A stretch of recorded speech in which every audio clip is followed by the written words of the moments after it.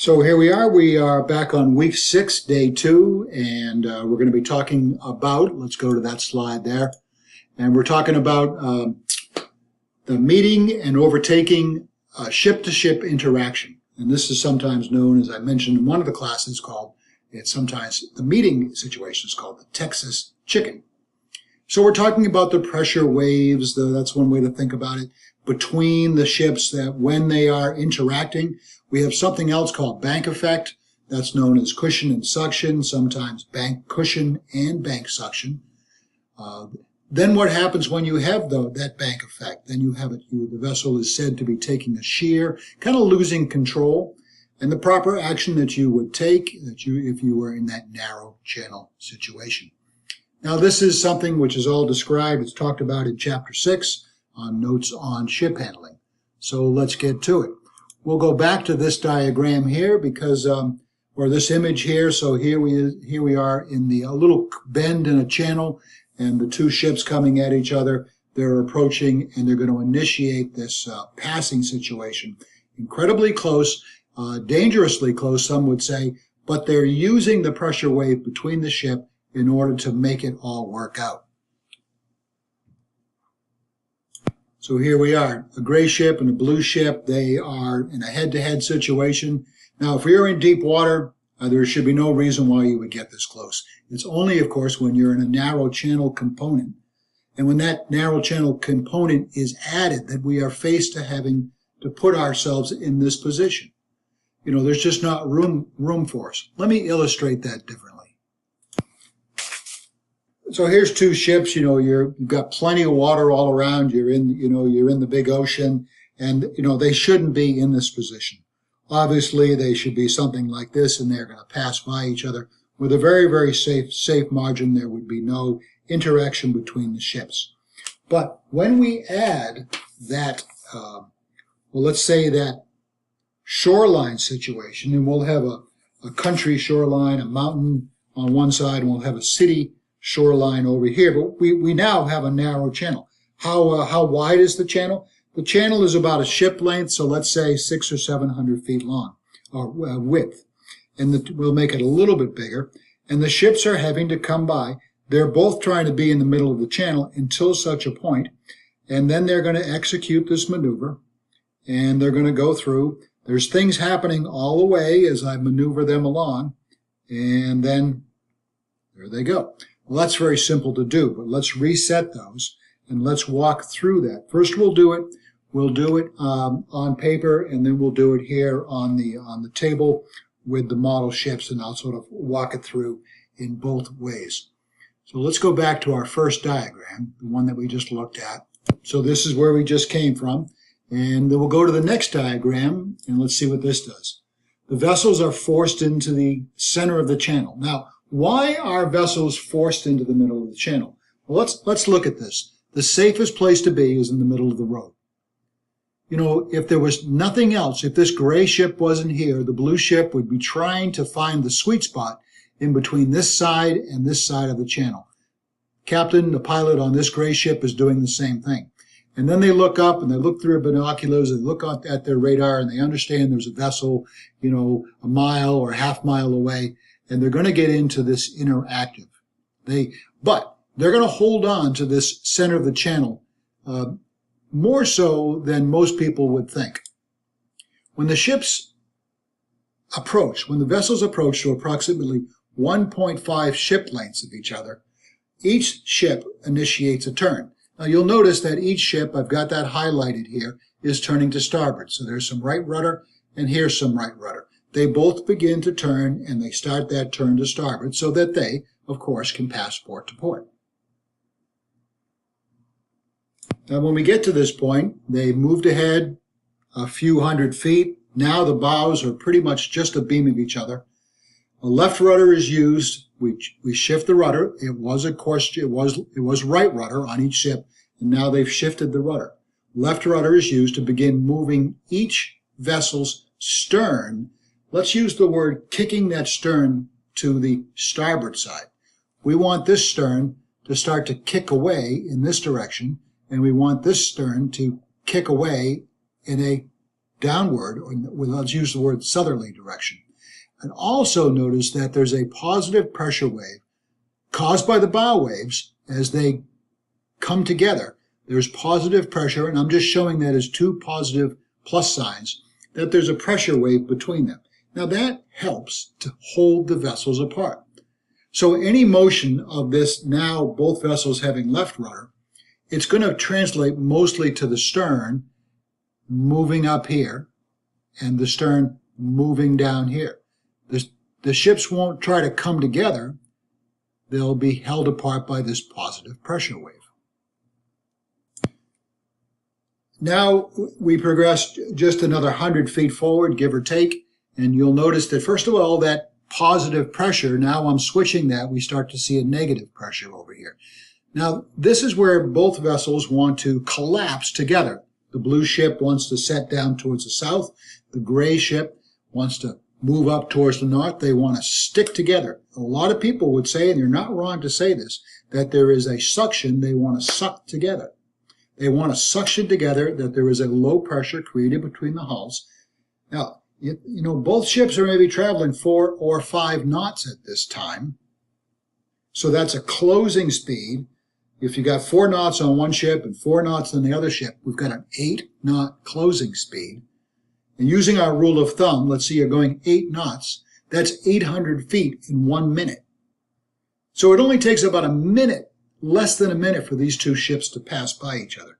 Very, very quick. You know, it doesn't seem like, you know, it's not like an airliner that goes by each other, zoom, but it is, you know, in our terms, it's pretty darn quick. I'm going to go back and edit that. The Venturi effect is being felt between the two vessels, resulting in a lowering of pressure between the two hulls. Notice that we've shifted back, so now we're trying to combat that, and the blue ship is trying to fight that tendency to suck together, to come together with this vessel, and the gray ship is using back to right rudder. So you can imagine that a pilot or a captain is going from right rudder back to left rudder and back to right rudder, and it's fairly aggressive use of rudder all the time. Now, as both ships, you know, they're just about by each other. As a matter of fact, the bow of the gray ship has moved by the stern of the blue ship. At this point, the ships begin to feel a tendency to sort of swing into that hole in the water. Some people have said that. I don't think there's really a hole in the water where that ship is, behind the gray ship or behind the blue ship. But the ship wants to fall or put itself back into that space, back into the middle of the channel. There's a lot of things happening. As we talk about bank cushion and bank suction later on in the lecture, you'll see that. So there's a natural tendency for the ships to want to return to the channel. My last bullet here is caution is needed. Remember that all the while you're moving ahead. Use some modest rudder. The ships are going to want to find the center of the channel. They're almost going to want to do that by themselves. You don't have to be. You're being less aggressive with the rudder at this point. Now, as the bows clear, as they start to clear, both are coming clear. They're both going back to the center line of the channel, which I've now put back in place here. Let the bow of each ship fall gently off to port. Gray ship's going to port, blue ship's coming down to port. And I do ask the question here, by the way, what's happening with regards to bank effect at this point? So once we get to that point in the lecture, when we talk about bank effects, cushion and suction, think back to what I'm talking about right here. Let's try to remember to do that. Think back to this moment right here. And the forces, there's something else going on. Now, incidentally, this is probably the most dangerous, the most likely place. Statistically, there's been more ships that have come together right there, stern to stern, than have collided into their bows. Back at the beginning of this evolution, the pressure wave, the bow wave, pushes the ships apart. But what's happening here with the propeller wash, you get a good low pressure here. At the very last moment, when you think you're all in good shape, you get a drop in the pressure behind each vessel, and the sterns will come together. That's the most dangerous place. If I ask you a question on the test, what is the most dangerous phase or point in a meeting situation, narrow channel, ship interaction, say to me, it's at the end. It says the sterns just are almost clear. That's going to be the answer. As you go a little bit further, everything's good. You didn't hit. You're going by. You actually didn't have that collision. You're just both, almost ships are going to naturally want to just find themselves back in the middle of the channel. And like I said earlier, it all happens very quickly. This is about, these ships are alongside each other, you know, for maybe 30, 40, 50 seconds. Large ships going 4 or 5 knots. They're not there for a long time. It's real tenuous. You feel like you're too close. You wouldn't be there unless you were in a narrow channel in the first place. So that's a good way to go through it. There's a lot of textbooks, and you can follow this, but you'll always see the same sort of discussion. So I'm going to put this video underway. There's the pressure wave between the bows. Now you're just at that point where there's a little bit of suction. We're giving some back to some right rudder now, and then starting to straighten the rudders out, and the ships will bring it back, and they'll find the center of that channel. It's really something. And again, it's called the Texas chicken. Let's stop that, and we'll play that. We'll just play that one more time.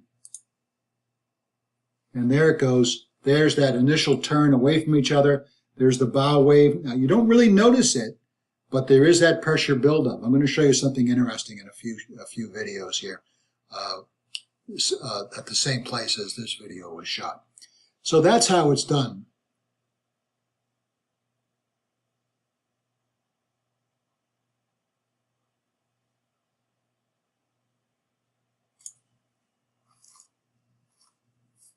So here the ships are coming away, and they're coming down in this narrow channel.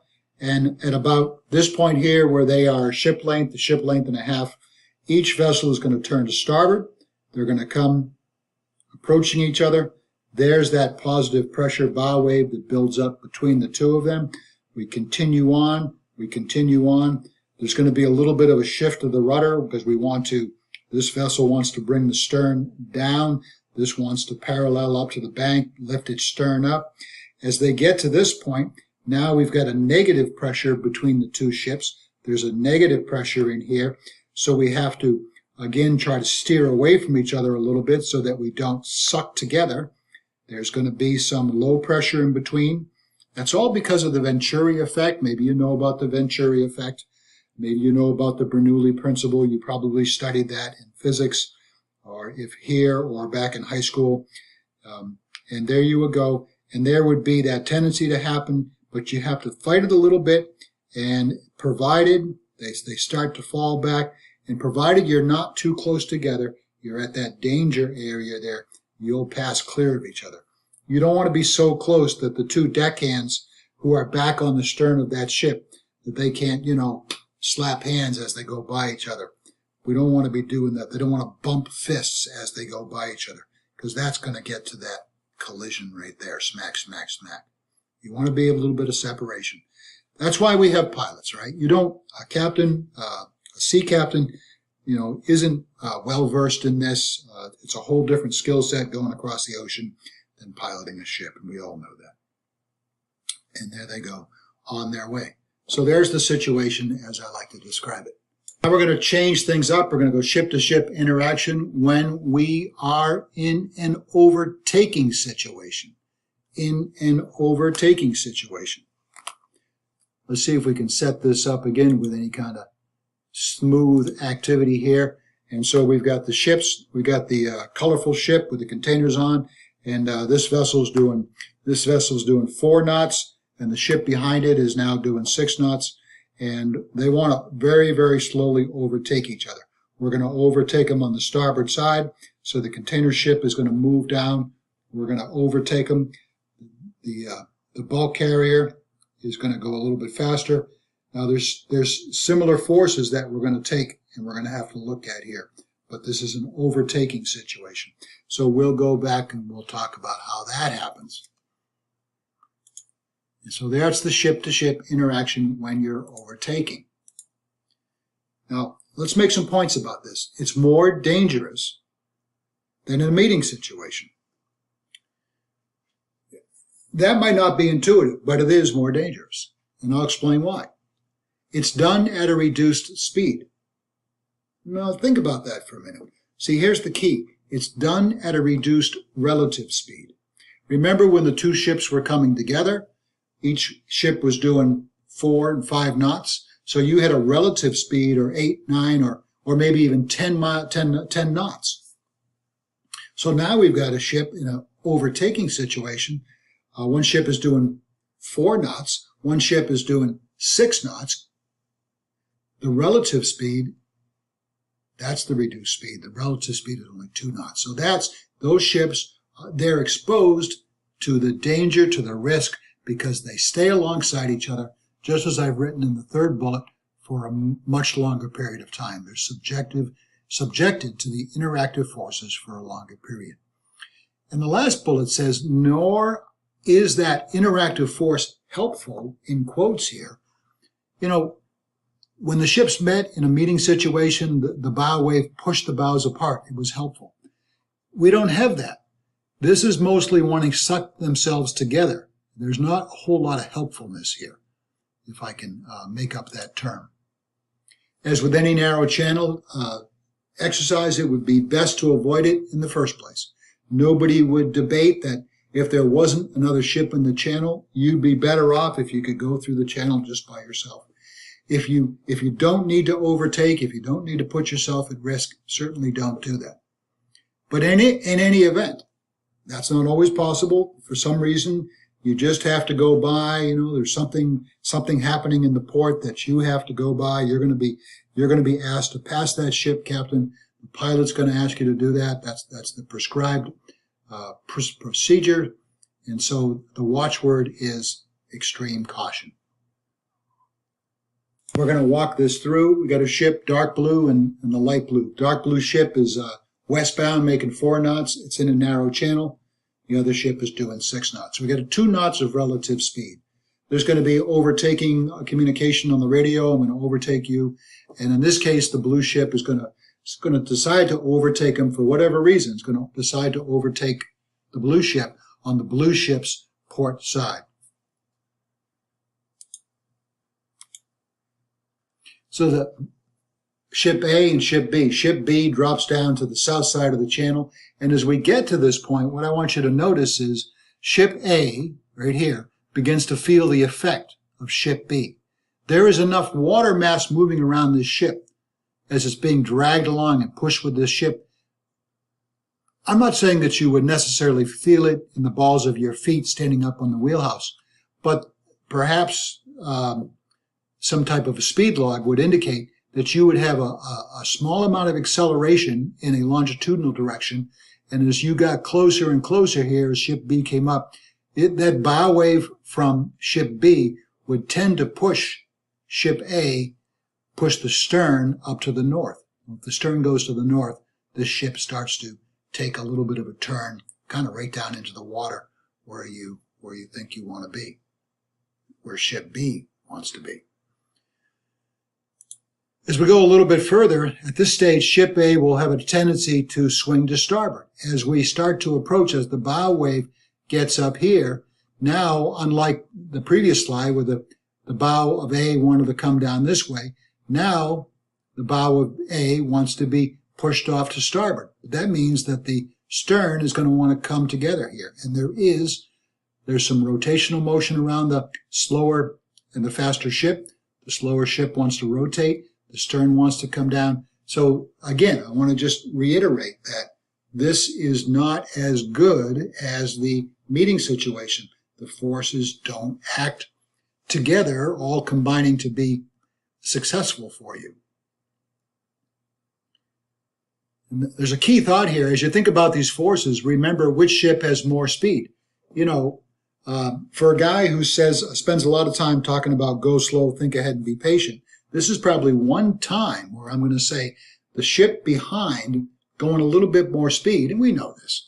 If you have speed, you've got a little bit more control. Now, don't interpret what I'm saying. The ship B shouldn't be doing this at at 15 knots. You're not a cowboy. Now let's get to this point here. This stage, the combined bow waves, the bow wave effect pushes both bows apart. You can imagine the bow wave combined here. You can almost visualize it. It wants to push both bows apart. Think about where the pivot points are. Both ships are moving ahead. And the suction, the Venturi effect happening back here, wants to suck the sterns together. So the pilots really have to be on their game at this point. This is the most dangerous phase. Kind of like the meeting situation, and when it's all over, this is the most dangerous phase of the evolution. Ship A is now being pulled along with Ship B because of the effect of Ship B's wake or its following wake. Ship A will actually have a little bit of acceleration. And the suction at the stern of B, we're going to have to talk about bank effectors too. That's why we have to do the next part of the lecture. That creates a strong couple, and that's what sort of brings them together. That's a possibility. So here we are. We're right back at it. Ship A is irresistibly drawn to the stern of B, the bow of A to the stern of B. Meanwhile, B only feels a minimal effect as it's maneuvering, but it sort of feels like Ship A that they're sort of squirrely and they're out of control, and the sterns and the bow come together here, and that's where the collisions, statistically, that's where the collisions happen. Now I want to show you a video. It's similar to this, and we'll go to this video here. Now what's going to happen? Ship with the red top is going to be overtaken by a container ship, a larger deadweight tonnage ship. This is a relatively small ship. You'll see that as they get side by side. We've really exaggerated this, and that this ship is going fast, real fast, and this ship is stopped. Almost you could compare this to this tanker is at the dock. It's not at the dock. You see it's just along the levee here.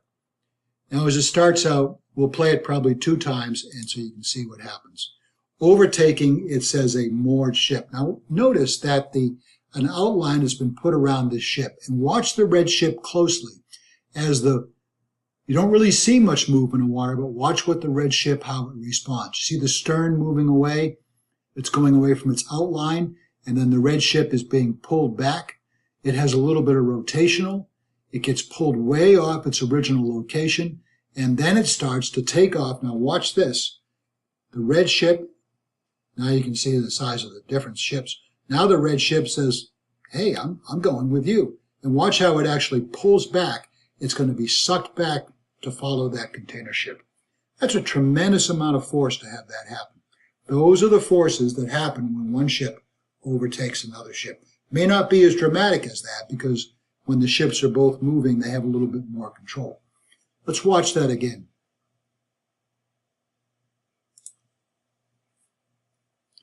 So here we come, overtaking a moored vessel.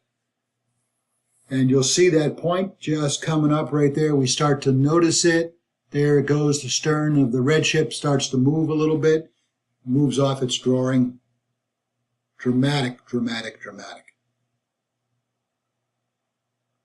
That's why we keep our lines tight when we're at the dock, so that passing ships in the harbor and in the channel or in the river, as they go by, they're going out to sea, they're headed to port. And if you're tied up at the dock with slack lines, this is where ships who are tied up get into problems. The ship gets moving, the lines part, and then you've got some explaining to do at that point. Well, I think that's a pretty good illustration. Okay, so we've talked about the overtaking situation and all the forces that are going to come into play here. It's coming up, it's coming up, it's going to be this, and then it's going to be this, and then it's going to be a little bit squirrely. We're going to get by each other, and then that's where the things want to come together right there. Then there's the meeting situation we went through, and this at the end was the very dangerous situation. So we've been through that. Now we're going to talk about something else. We're just going to have one ship in the channel. We're not going to have anything else here. We're going to talk about bank effect. When I say bank, I'm talking about the side wall, the side of the channel. The side of the channel here and the north side of the channel over here. let's go back into the PowerPoint. This is known as bank effect, and we refer to it as cushion and suction. We'll explain what that means. So here's some things to consider. These are the forces resulting in the resulting action between your vessel and the banks and the bottom, to a degree, of a narrow channel. It's the forces and interaction between your vessel and another vessel passing close in a narrow channel. That's kind of what we alluded to in the first part of the lecture. So we got to think back. So if you're operating in a narrow channel, actually you're having the passing effect of the ships, either meeting or overtaking. You also have bank cushion, so we're going to have to deal with that as well. Bank cushion and bank suction occurs when a vessel nears the sidewall of a channel. It's what's called a hydrodynamic effect. It's a function of the shape of the channel, the size and shape of the hull of the ship, in other words, their deadweight tonnage and their block coefficient, and the size, or rather the speed of the vessel, how fast you're going. So let me ask you a question here. When a ship's moving through the water, is this what's happening? Do you have just a flat water undisturbed? And whether or not you see it or not, it's there. There is a bow wave, there's a stern wave, and there's a trough alongside. Now that's going to be more enhanced the faster you go. But even at a reduced speed, it's still there, it's still measurable. Your naked eye might not be able to perceive it, but it's there. There's a crest, it's called a riding wave, there's a crest, there's a trough, I've exaggerated it here, and there's a stern wave.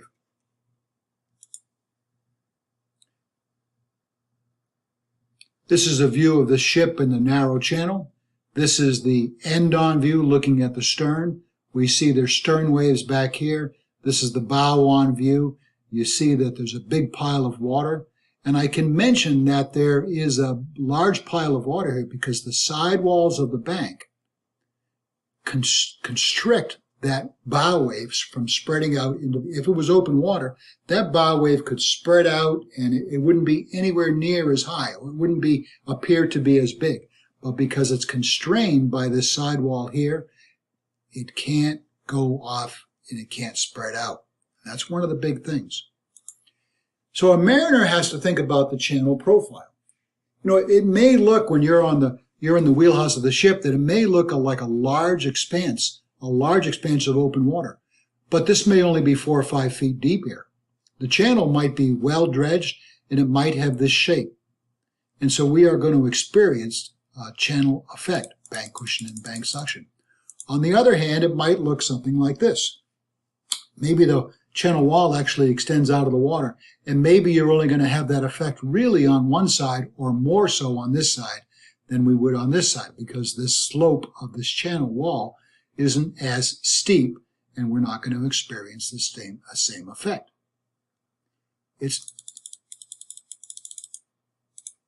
Look at another view here. It looks, you know, this is what it looks like on the surface, but we've got these buoys here. They're moored out there, buoys, and it might be deceiving. It might look like it's got a wide open expanse, but you may have some channel effect down here. Very interesting. Here's a picture of the state of Maine. Now look at the trees in the background. You first look at this. This is over in Germany in a place called the Kiel Canal. You might think that we're tied up at the dock. No, we are underway. We are underway in the Kiel Canal. I'm going to be very brief about this. The Kiel Canal, so here's Denmark, here's Sweden, here's Germany, Hamburg. And so the Kiel Canal goes right through here from the port, German port of Kiel, and it comes out in here into the North Sea, the English Channel area. And so the Kiel Canal takes all day long. Here's some pictures of the training ship going through the Kiel Canal. You can see how constrained it was. And we certainly experienced bank effect as we were going through there. And we'll just take a couple more views. Look at the density of traffic as we're going through this canal. And so we had a cookout that day on board the ship. And I think you can see that everybody's out there. It was a nice day. It was certainly fun going through farm country, but just look at the density of traffic here. So bank cushion and bank suction, the two effects occur at the same time.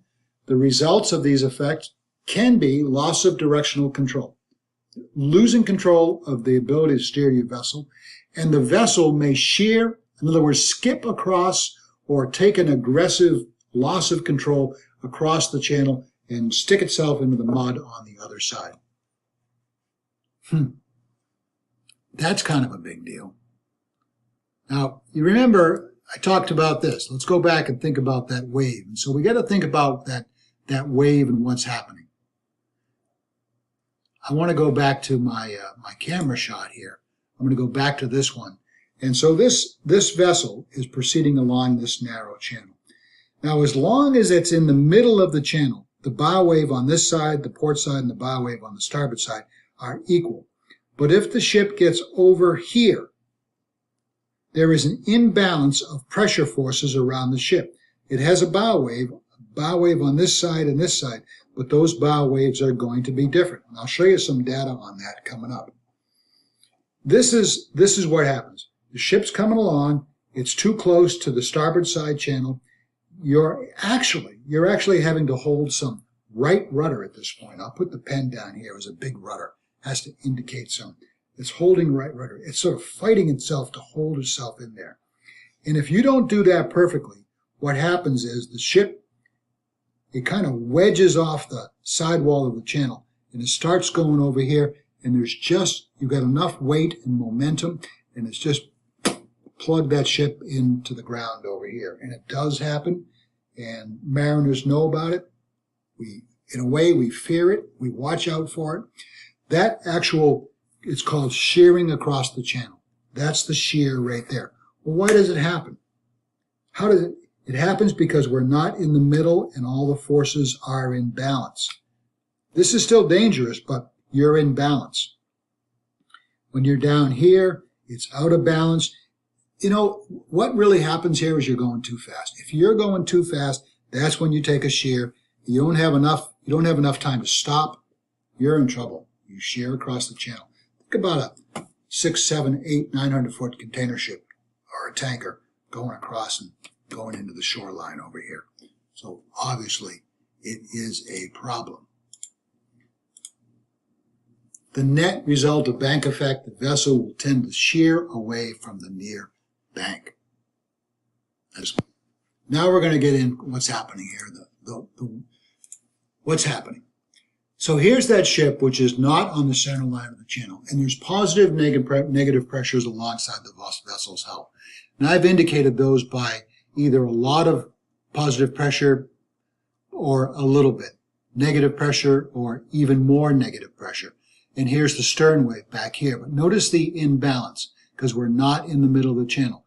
The bow wave on the starboard side is going to be because of this constrained area between the hull and this sidewall of the channel.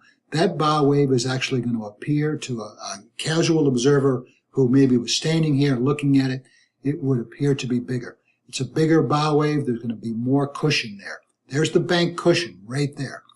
It's bigger than the cushion, the bow wave on the port side, because there's more area for this to spread out. Now here's the trough alongside. I told you there's a riding wave, there's a crest, there's a trough, and then there's a stern wave, another crest on the stern. This gets into the Bernoulli principle. The trough alongside the near bank side is going to be deeper than the trough along the not near bank side. Now that's kind of a big thought right there. This trough is going to be deeper than this trough over here. Back here at the stern wave, because of the constriction, the stern wave might be a little bit greater. This one's probably going to be a little bit less. You know what happens here is that we end up with unequal forces around the pivot point. The ship's going ahead. There is a tendency, and I just used this to describe this, there's a tendency for us to shear off to port. There's a big cushion here, and here's the suction happening back here because of more low pressure on the bank side than on the other side. We got cushion here, and we got suction here. And the cushion outdoes the little cushion that's back at the stern.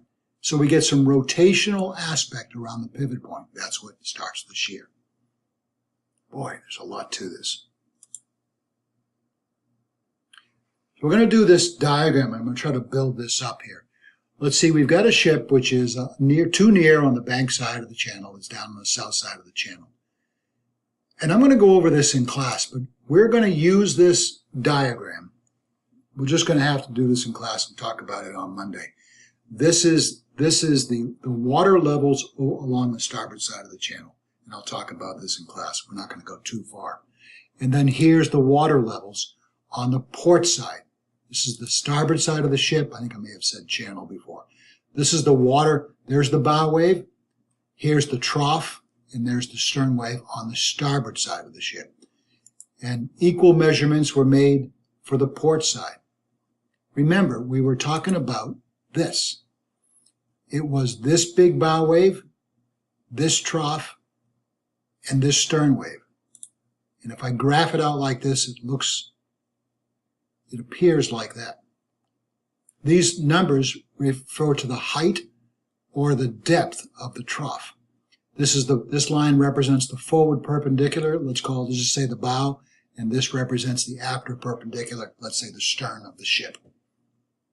And I'm going to flip back to that diagram again, and then we'll come down here. And then we're going to look at the port side. I'm going to flip up to this diagram. I'm going to talk about the port side here. Now, if you're lost, I don't blame you. It takes a while to get this. The bow wave, the trough, and the stern wave. See, the bow wave, the red bow wave isn't as big, it's not as high as the green bow wave. Here's the green bow wave, starboard. Here's the red bow wave, port. What gets interesting is when you lay them together. And here you see the imbalance graphed out.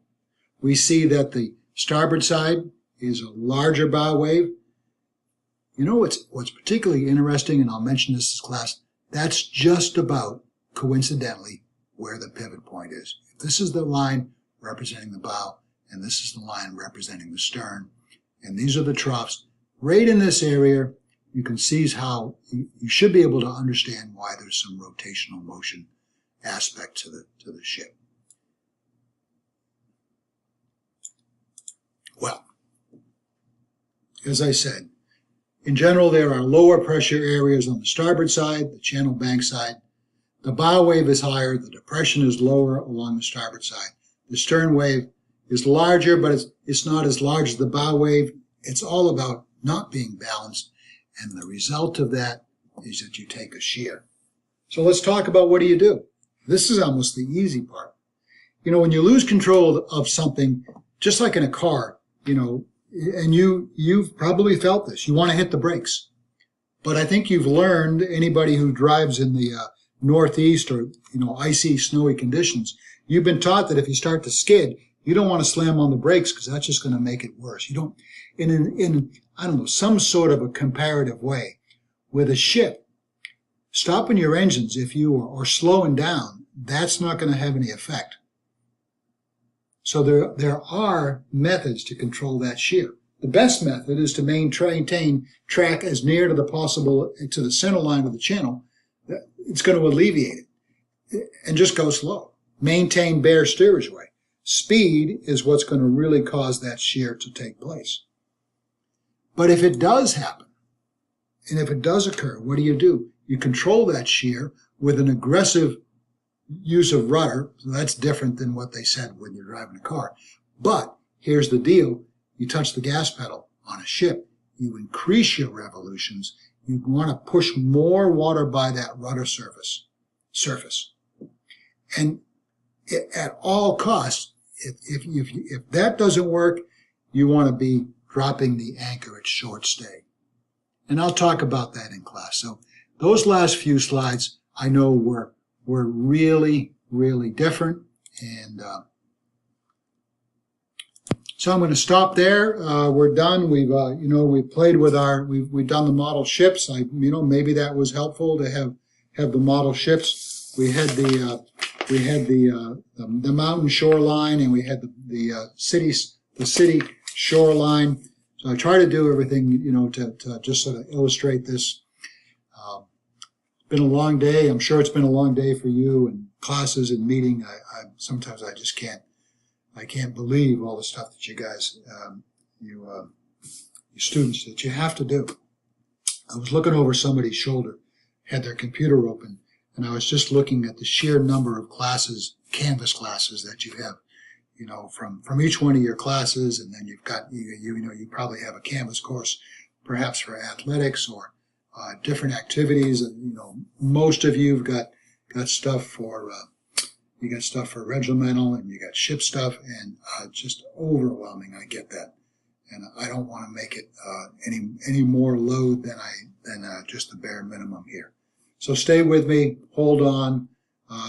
November's coming. It's pretty good that we got this far. So take care. Adios. We'll see you on Monday, and talk to you later.